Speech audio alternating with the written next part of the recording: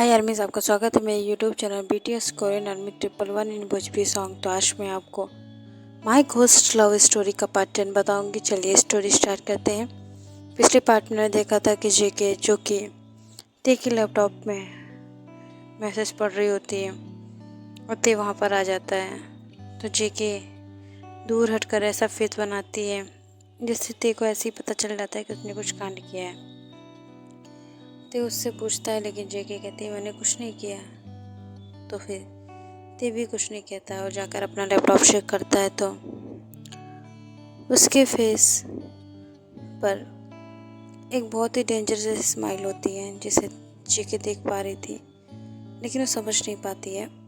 ते और जेके घर आ जाते हैं। जेके जो कि बहुत ज़्यादा ही उसे प्रॉब्लम हो रही थी क्योंकि जेके से ते बहुत ज़्यादा ही अच्छे से बात कर रहा था और उसे ऐसे ट्रीट कर रहा था जैसे वो कहीं की महारानी हो और बहुत ज़्यादा ही उससे प्यारी प्यारी बातें कर रहा था, जिससे उसे शक होता है कि आखिर इन्हें हो क्या गया। ये तो हर बात पे गुस्सा हो जाते थे, लेकिन उसे फिर भी समझ में नहीं आता है। और तो उससे कहता है कि सच सच बताओ, क्या तुमने कुछ किया है? तो फिर जेकी कहती है नहीं, मैंने कुछ नहीं किया। तो ते कहता है ठीक है, और बहुत ज़्यादा ही उसे ट्रीट कर रहा होता है और कह रहा होता है कि तुम याद करने की कोशिश करो, तुम कौन हो और तुम यहाँ पर बैठ जाओ सोफे पे। ते जो कि कुछ नहीं कहता है। जेके भी जब वो ते के मुँह से ये सब सुनती है तो वो शौक में ही चली जाती है कि ते इतने पोलाइटली, इतने प्यार से उससे कैसे बात कर रहा है, लेकिन वो फिर भी समझ नहीं पाती है। तो वो कहती है कि आपको कुछ हुआ है क्या आपको बुखार है? तो ते कहता नहीं, तो मुझे तो कुछ नहीं हुआ है। तो जेके कहती है तो फिर आप ऐसे क्यों बातें कर रहे हैं? तो ते कहता है कि नहीं, मैं ऐसा ही हूँ। तो फिर जेके कहती है पर कुछ दिन पहले तो आप ऐसे बातें नहीं कर रहे थे। ते जो कि स्माइल करता है, लेकिन उसकी स्माइल जो कि बहुत ज़्यादा ही डेंजरस होती है और उसमें ऐसा लगता है जैसे कोई राज छुपा है। और वो स्माइल करता है तो जेके उसे घूरती है और पूछती है आप ऐसे क्यों स्माइल कर रहे हैं? तो फिर ते कहता है कि मैं तो ऐसे ही स्माइल करता हूँ, और कहता है कि चलो तुम सो जाओ। और वो जो कि बहुत ज़्यादा ही प्यार से ते से बातें कर रही होती है और जेके भी। और जेके जो कि डिनर कर कर आता है और कहता है तुम सो जाओ। जेके जो कि अलमारी के ऊपर तो जगह थी नहीं, इस वजह से वो सोफे पर ही बैठी रहती है पूरी रात और ते को देखती रहती है। ते को बहुत जल्दी नींद आ जाती है और वो सो जाता है। नेक्स्ट डे मॉर्निंग जेके जब ते को गुड मॉर्निंग करती है तो ते भी उसे स्माइल करके गुड मॉर्निंग करता है और उससे फिर से एक बार पूछता है कि क्या तुमने कुछ गलत नहीं किया है? जेके भी बड़े फुल कॉन्फिडेंस से कहती है कि नहीं, मैंने ऐसा कुछ भी नहीं किया है सर, आपको कोई गलत फहमी हुई है, मैंने ऐसा कुछ नहीं किया है। ते अब स्माइल करता है और कहता है कि क्या तुमने मेरे फ़ैन अकाउंट से छेड़छाड़ की है? अब तो जेके की आंखें बाहर आ गई थी, लेकिन वो फिर भी मना करते हुए कहती है नहीं सर, मैंने ऐसा कुछ भी नहीं किया है। तो ते कहता है एक बार सोच लो, क्या पता कुछ किया हो तुमने। तो फिर जेके कहती है नहीं सर, मैंने ऐसा कुछ भी नहीं किया। अब ते को गुस्सा आ जाता है और वो कहता है कि तुम पागल हो क्या, मुझे पागल समझती हो? और वो अपना लैपटॉप खोल कर उसे दिखाता है। तो कहता है ये सब क्या है, तुम्हारी नज़र में इतना खड़ूस हूँ? मैं तुमसे सही बात नहीं करता हूँ, तुम्हें हमेशा गुस्सा दिखाता हूँ और मैं इतना खड़ूस हूँ तो मेरे फैंस ये सब कह रही हो, यही सब करती हो तुम। अब तुम्हें मैं अपना लैपटॉप छूने नहीं दूंगा, अभी के अभी इसमें पासवर्ड लगा दूंगा। तो जेके कहती है नो सर, ऐसा मत करिए, एक तो वही तो है जो मैं चलाती हूँ और वैसे भी दिन भर में बोर होती रहती हूँ इस वजह से। ते जो कि पासवर्ड चेंज कर देता है और जेके जो कि बहुत ज़्यादा रिक्वेस्ट करते हुए कहती है कि प्लीज़ बता दीजिए पासवर्ड, प्लीज़ बता दीजिए। तेजो की स्मार्ट करता है और कहता है कि तुम्हें पासवर्ड जाना है तो तुम खुद जान लो। तो फिर तेज से जेके कहती है कि कैसे, कुछ क्लू, कुछ हिंट तो दीजिए, या फिर पहला लेटर ही बता दीजिए। तो ते कहता है कि मेरा साइज़ है, तुम देख लो और जाकर एंटर करके अपने जो भी करना चाहो कर सकती हो।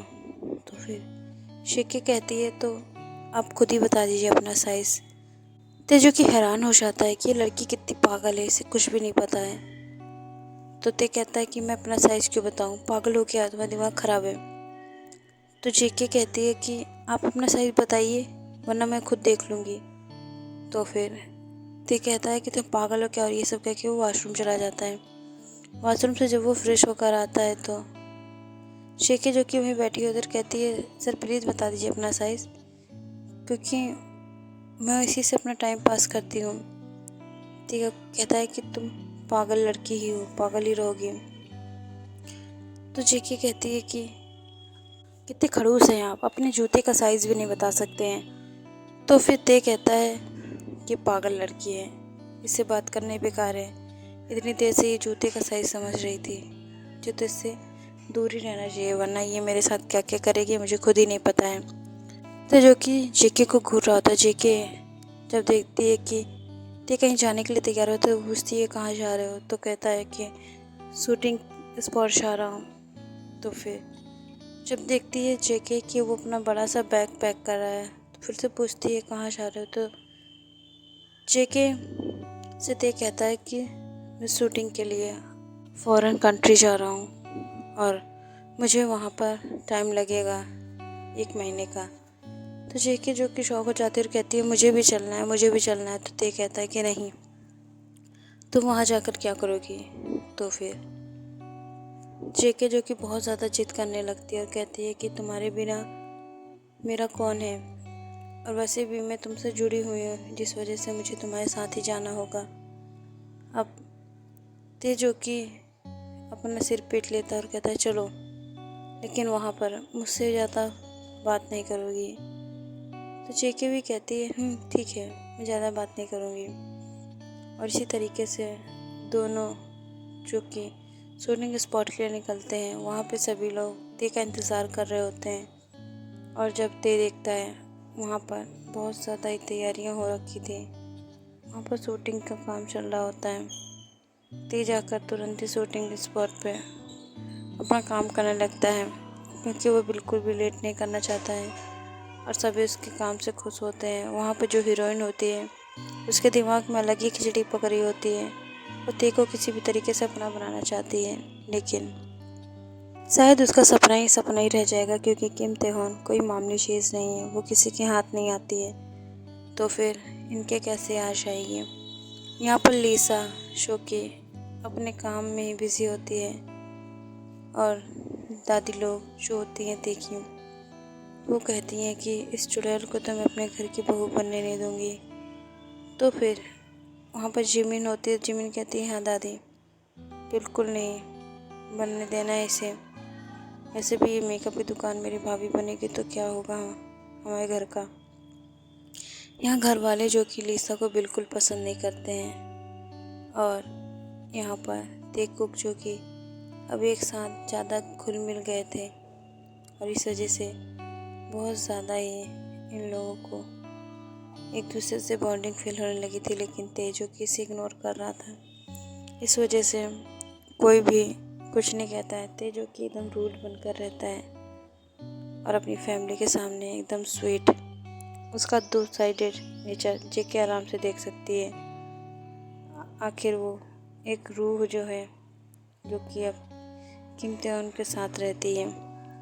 यहाँ पर जो लड़की शूटिंग के लिए होती है वो बहुत अच्छा एक्टिंग करती है, और ते जो कि उससे बहुत ही अच्छे से बात कर रहा होता है और कहता है तुम बहुत अच्छा कर रही हो, लगता ही नहीं कि तुम नई हो। तो फिर क्या, इतना कहने के बाद वो उड़ने लगती है। उसे ऐसा लगता है कि ते उसे अब पसंद करने लगा है, इस वजह से उसकी तारीफ़ कर रहा है, लेकिन वो उसके काम की तारीफ़ कर रहा था, उसकी नहीं। और ये सोचकर वो हवा में उड़ रही होती है। लेकिन जेके जो कि ये सब देखकर जल भून रही थी, उसे बिल्कुल भी अच्छा नहीं लगता देखा इस तरीके से उससे बात करना। ओके यार, मैं जिस पार्ट को मैं एंड करती हूँ, नेक्स्ट पार्ट में जानेंगे कि अब आगे क्या होगा। और आगे जो बहुत सारे तूफान आने वाले हैं उसके लिए भी आप लोग तैयार रहिएगा। और स्टोरी को लाइक कमेंट करने के बाद इसे शेयर कर दीजिए। व्यूज़ आर्मीज़ बहुत ज़्यादा कम आ रहे हैं। तो भाई आर्मी सरांगे।